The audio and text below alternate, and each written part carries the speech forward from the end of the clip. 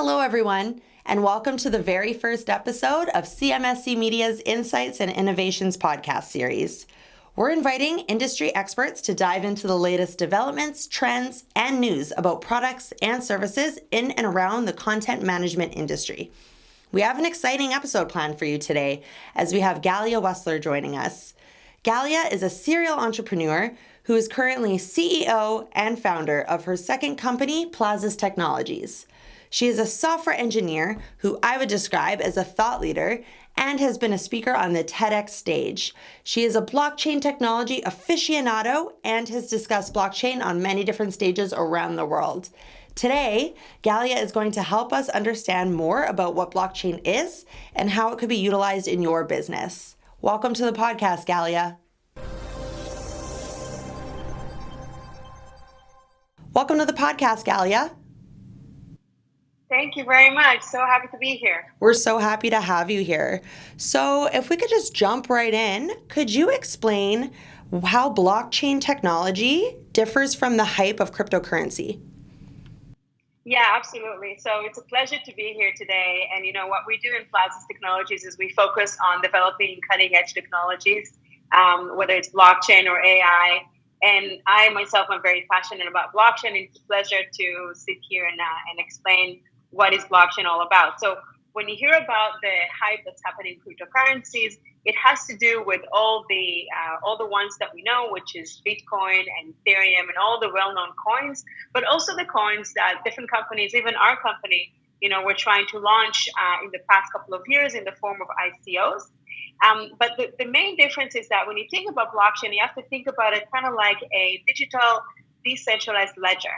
Right? And what a ledger does, it keeps records. And what blockchain does, it keeps these records of transactions that take place in a peer-to-peer network, also known as the internet of today, where blockchain is referred to the next internet, really. The major innovation in the blockchain technology is that it allows for the market participants that transfer different assets across the internet to be able to communicate and to deliver these assets without a central party. The main difference is that cryptocurrencies, let's talk about Bitcoin, for example. Bitcoin is a form of delivering payments from one peer to another without the usage of the bank. And the way you do that is using cryptography, is using consensus, there's different mechanisms to provide this payment from one person to the next, and basically algorithms and smart contracts that allow for this payment to arrive, say, from my account into your account. There's different things that are being checked, different things that are automatically being checked. For example, when you use a transfer of cryptocurrency, we could check things that the bank is checking as well. If we have enough money in our bank account, if in fact the funds left my account and arrived to your account, it can verify our identity. It can verify that we don't belong to some anti-money laundering list. So all these things that the bank is doing a really good job as a middleman, we can replace that with an algorithm. So the main difference is that the cryptocurrency really it's one form of implementation of the underlying technology called blockchain. And we can actually use blockchain to deliver different digital assets that are not just money.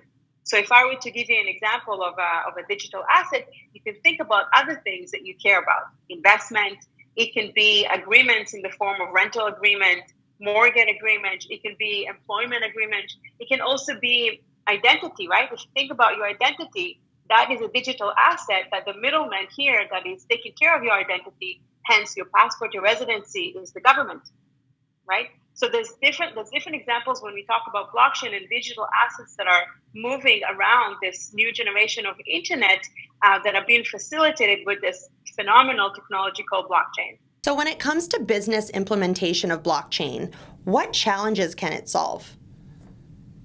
Yeah, that's a really good question.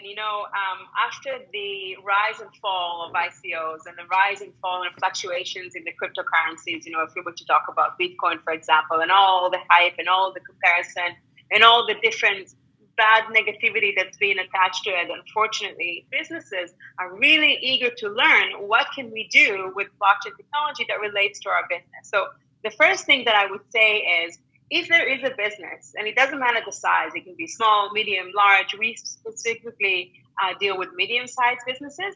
Think about a business that you own and you have to move and protect different digital assets for your clients, right?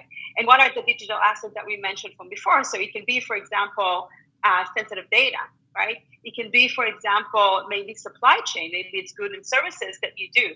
Maybe it has to do with payments and cross-border payments that you have to do. So that will relate to fintech companies, but it can also relate to companies that do HR, right? Because they hire people. It can also relate to companies that are doing a marketplace type behavior, which is selling goods and services. So when you implement blockchain technology in your business, one of the challenges that you have in your business is a lot of business processes that are very, very manual, and that they use a third party as a middleman. And you sometimes, as a company, you are the middleman as well. So the reason why you should be incentivized to look at blockchain is because it can really help you streamline and accelerate your business process and increase protection against cyber threats. But essentially what it does is it will reduce and eliminate the role of intermediaries and positively affect your bottom line. So if you think about business processes that you're delivering, so let's take as an example, right? One of our customers is in HR, and they have to employ employees all over the world. So they deal with multiple parties, legal, immigration, clients that they're hiring for, the worker on the other end, right? So they have to sign different legal contracts and employment contracts, and they have to adhere to certain criteria. So what we're doing using blockchain is we're automating the process of, for example, onboarding a worker, signing the agreement, making sure that he gets the appropriate visa, making sure that the right officer have looked, making sure that we protect their private data because some of that data resides in Europe. So we have to comply with GDPR, for example. We automate that with algorithms and with a thing called smart contract, which is a self-executed code. And then what we do is we put proof of that business process on the blockchain, right? So we talked about blockchain being a ledger that holds these transactions. So what it does is it holds these transactions in that ledger in an immutable manner. So really what that means, it means that you provide proof, for example, when you onboarded this worker, you provide proof that the officer has approved it, the visa was received, the client is happy with the conditions, the worker has signed and agreed to the conditions as well, and all the parties come together, they agree on that, and you sign that proof on the blockchain so that it's forever there, and there couldn't be any disputes in the future. So what you did here is you provided transparency for your business, you provided acceleration of the business process by automation, and you also provided security against cyber threats, and you eliminated a lot of the roles of the different intermediaries, again, using automation. Wow. So it sounds like it can help a lot of different parts within your business just move more smoothly. So Absolutely. For what industries would you say are leading the way with blockchain technology, and what are some of the common reasons that they're adopting the technology?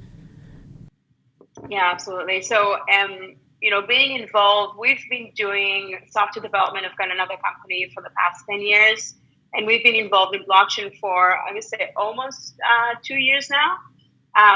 What we've seen the most amount of adoption is happening in industries that has to do with, like we said before, fintech, insurance, so claims management. And let me give you a little example.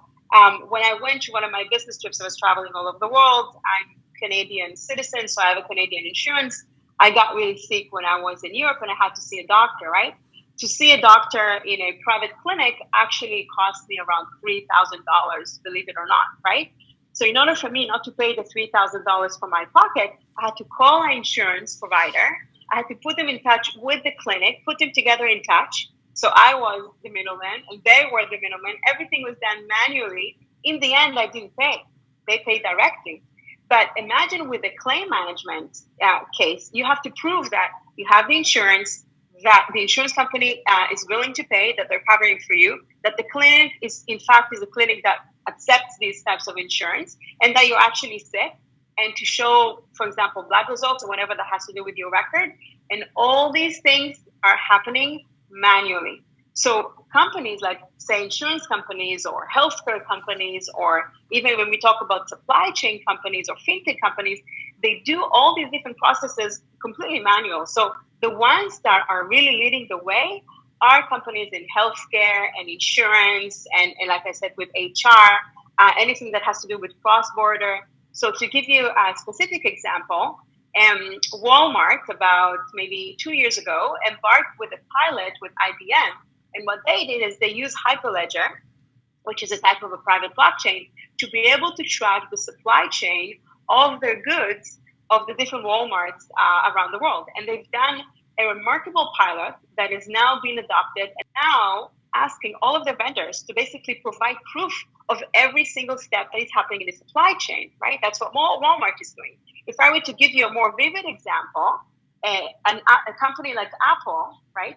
It's a public company, and they report to their investors, I believe, a couple of percentages of loss. You know why they report on loss? No. Because in the supply chain, right?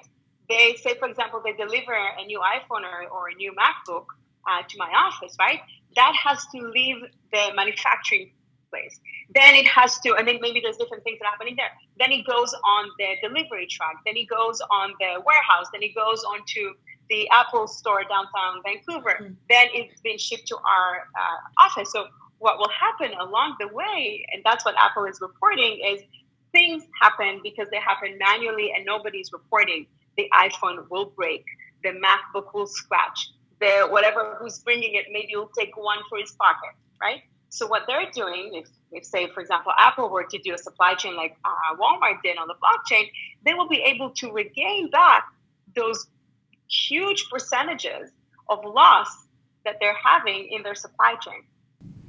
And they'd be able to record it so that the investors know where these losses are coming from, right? If you think about these companies that are really, really getting into blockchain, actually a lot of consulting companies as well, you're looking at IBM, you're looking at Deloitte, you're looking at Ernst & Young, you're looking at all the big ones. But what I wanted to say to the audience is that you don't have to be a big enterprise corporation to adopt blockchain in your business. Actually, it might be even easier for you to adopt it, because maybe like in a medium-sized corporation, they might be able to make decisions a little bit faster and understand a little bit more in a more efficient way, that they have to implement that in their businesses, and they might see the impact on their business much faster. Because when you're dealing with a medium-sized company where they deal with, obviously different volumes of transactions or different volumes of different business process and clients that they have, they might be able to implement that in a much, much faster way and even compete with the big guys. And there's a way for them to do that without being an enterprise. So for some of our viewers that might be part of a medium-sized business, what steps would you suggest that they take to get their companies involved in blockchain technology? Yeah, so I think because the state that we are in society, where actually a lot of people, not just company, a lot of people don't really know what blockchain stands for. And then you have to sort of go further in the conversation and ask them, do you know what Bitcoin is? And then they raise their eyebrows and, they start to doubt, like, what are your intentions? And then you explain to them, it really is just a form of one type of implementation of blockchain. I think that it's really important to get the right education of what blockchain is, what sort of problems does it want to solve in the world, right? If you think about even the Bitcoin example or cryptocurrencies, one of the major reasons why it even was created, a lot of companies utilize this, is to solve the problem of millions and billions of people that are unbanked, right? People that do not have the right to have a bank account, don't have a right, they deal a lot of times with cash, they're very, very vulnerable. And so people that are unbanked, and also if you think about, there's a big projects that the UN is now doing with a lot of immigration that is happening in different countries, right? People that have to leave their countries, and so they're losing their identity. Blockchain is there to solve these really big, humanitarian problems in the world. But I think for businesses, if they were to narrow down and focus on what is it that they do, what digital assets do they move and protect around the internet for their clients, for their users, then they might come to the realization that blockchain may be a good solution for them. Now, another thing that I wanted to mention is that even though you see the really big companies, we've mentioned IBM, you've got the Deloitte, you've got the Young, all the big ones are, and the banks, the big banks as well, are already getting into blockchain. It's actually an opportunity for the small and medium-sized businesses to get in the game as soon as possible. Obviously, because of the efficiency that I spoke about before, obviously because of the fact that they can actually protect their users and customers' assets, and they can do it in a much better way. But it can also give them a competitive advantage because not a lot of medium-sized companies are using blockchain, right? And so the first steps that they can do is educate themselves online, watch podcasts like that, watch even there's TED Talks about blockchain. What we do is we provide a free assessment. So they're welcome to come and talk to us. We'll bring our architects into the conversation, really understand, what are the different processes that they're dealing with, where are the different sticky points and manual points and intermediary type behavior that's happening in their business, and really see if it is, in fact, a good use case for them, because it's not for every company. Mm-hmm. Well, that's wonderful. Can you give us a bit of information about where viewers can find you and find more information about Plaza's technologies? Yeah, absolutely. So, we're very happy to help any organization, wherever they are in the world, even though we are located in beautiful Vancouver in British Columbia. We have our presence in Europe, and we've got our presence in North America, and we're looking to get into other countries. So wherever you are in the world, you're more than welcome to get in touch with us. Our focus really is to help companies that are forward thinking and companies that are interested in automations, in transparency, also in really looking at blockchain technology, even AI technology, and see how it can help them positively affect their bottom line and also help them with their competitive advantage. One of the best ways to get in touch with us is, first of all, you can read more information on our website, which is plazuz.com, plazuz.com. And you're more than welcome to contact me directly. My email address is Galya, Galya, @plazuz.com, plazuz.com. Wonderful. Well, that's about all the time we have. Thank you so much for joining us today, Galya. Thank you very much. Have a great day. Same to you.